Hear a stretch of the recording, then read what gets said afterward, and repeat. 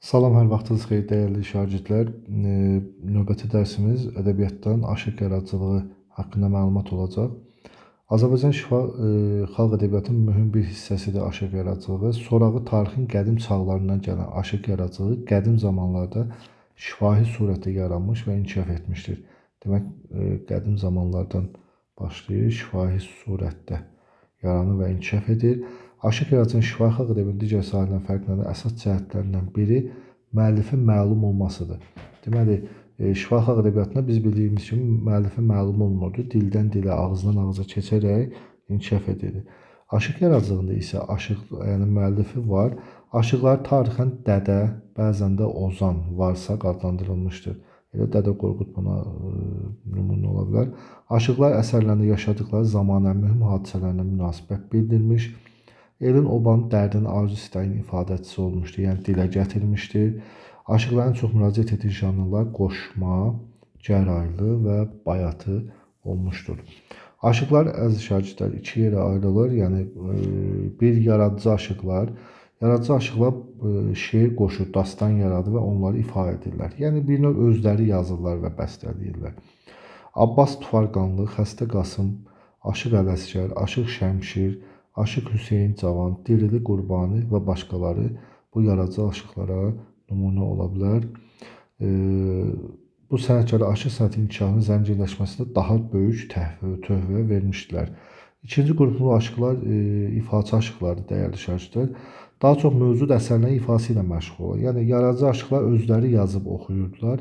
İfaçı aşıqlar isə özlərindən əvvəl olan yazılmış əsərləri, belə deyək, dildən dilə ötürürdülər.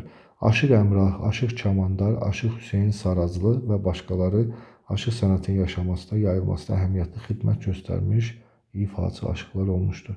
Aşıq Hüseyn Sarazlı, Aşıq Əmrah və Aşıq Kamandar. Dastanlar aşıq yaradıcılığının məhsuludur, dəyərli şagirdlər. Dastanlar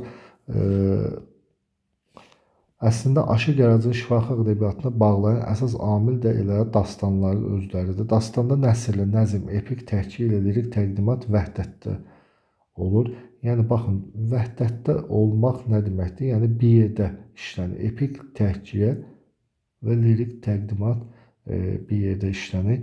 Yəni, aşıq əhvalat və hadisəni nağıl edərkən saz havası müşayiəti ilə surətlərin mənəvi aləmini, onların hiss və duyğularını, düşüncələrini musiqi ilə dilə gətirir. Buna görə dastan epik, lirik əsər sayılır. Yəni, musiqi ilə şeirləri oxuyur, belə deyək. Dastan mövzusuna görə iki əsas qrupa bölünür. Qəhrəmanlıq dastanları. Bu dastanlarda vətənin müdafiəsi, azadlıq uğrunda mübarizə və s. geniş yer alır. İki dastan növümüz var. Qəhrəmanlıq dastanı, belə deyək, Kitab Dədə Qorqud və Koroğlu dastanları. Məhəbbət dastanları.